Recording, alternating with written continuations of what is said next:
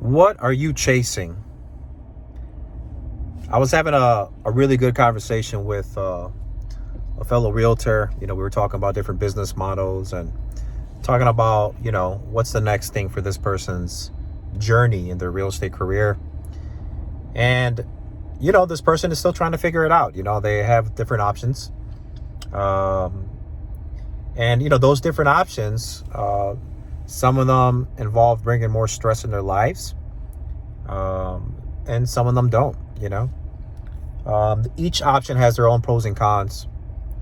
And, what we came back down to, is, well, what exactly, before you choose any of these options, like, what exactly is it that you want for your life? Like, what's important to you,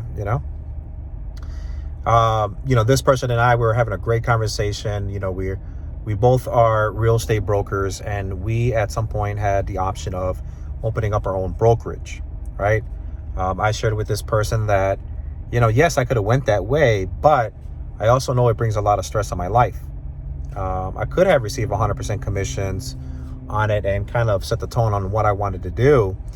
But I also know I'm going to add more on my plate, which means that I'm going to have maybe a little bit more expenses and I'm going to have more stress. And if I have all those things, then I'm not going to have enough energy for my family, right?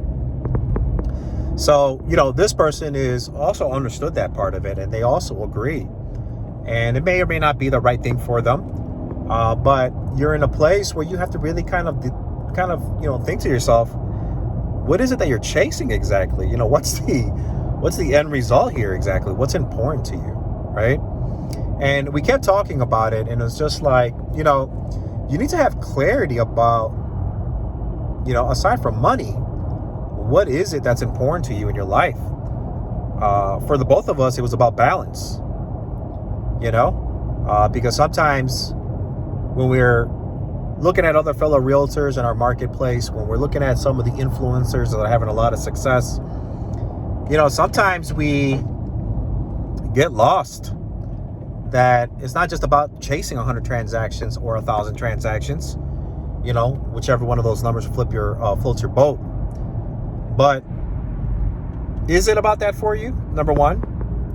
And number two, where is your personal life? Where's the value of that as you're reaching those goals? To what sacrifice of your time and your energy do you want to give from your personal life, from your health, to achieve those goals?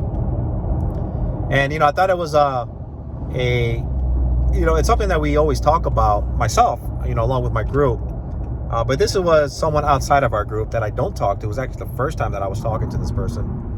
But it was just kind of awesome that we came into an agreement, about reflecting about what's important to us, but what we want our business life to look like and our personal life to look like, right?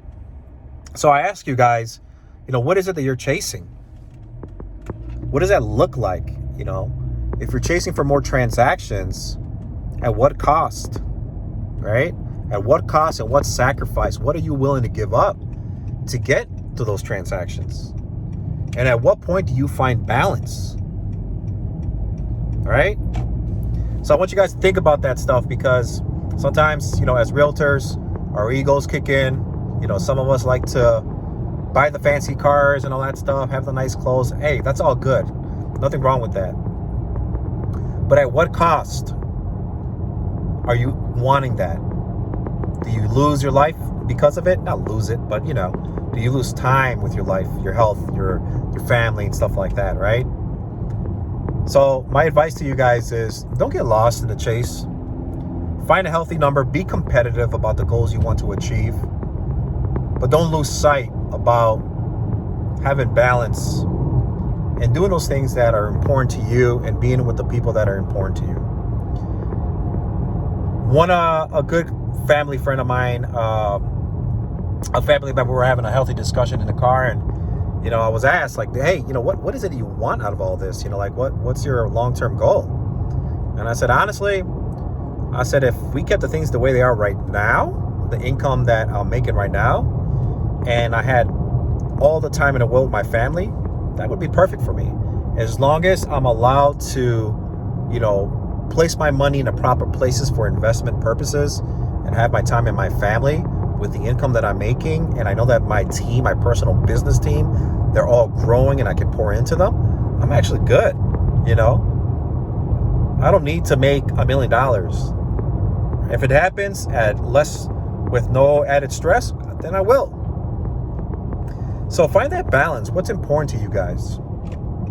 Don't get distracted and don't get lost with trying to chase the next big thing and the next big thing. Definitely, you know, put a challenge ahead of you, but just make sure that that challenge doesn't come at a cost that you're not willing to give up. Again, your health and your family and stuff like that, right? Your personal life. So I ask you guys to reflect on that as we get into the new year's. Think about what you want to achieve, how to achieve it in terms of business, and make sure that you're reflecting on what is that doing for your time in terms of your personal life. Hey guys, I'm Jose Mejia, real estate coach over here in Tampa Bay, Florida, and I mean pretty much throughout the United States, but most of you guys know me over here in Tampa Bay. And if you guys have you know, anything that you want to square away in conversation, I'd be more than happy to have a healthy conversation with you guys and just talk a little bit and chop it up. I'll talk to you guys soon. If you have any messages, if you have any notes or messages or comments, just go ahead and note something below and I'll be more than happy to address it. Talk to you soon. Bye-bye.